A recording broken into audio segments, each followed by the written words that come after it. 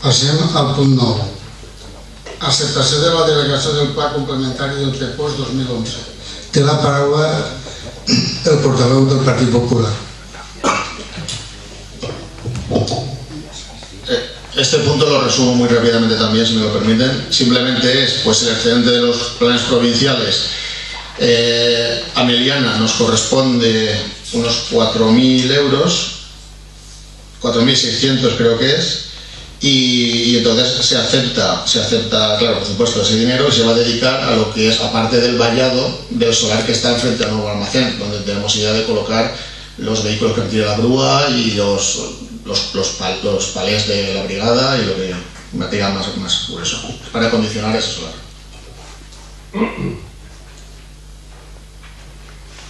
Tenen alguna cosa a dir els regidors? Té la paraula el portaveu del Bloc Nacionalista. Jo li faria una recomanació a l'equip de govern, que si no ho tenen previst, si van a condicionar el solar, que no siga només el tancat, condicionen també el terra, perquè si posem cotxes ahí, després cau una pluja com una caigut a 3 dies, pot provocar que el material que pugui haver allí quede en mal estat. Això que ho tinguem previst. És que no ho comentarem l'altre dia i se m'acuditarà relacionant totes les pluges. No sé si fue la comisión que usted estuvo, pero se comentó.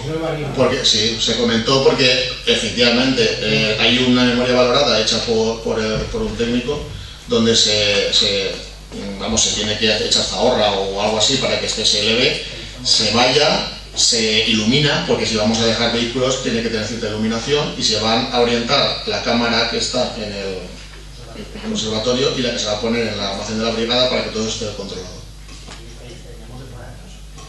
Sí, pero la memoria valorada pone... Yo no soy técnico, ahí está contemplado.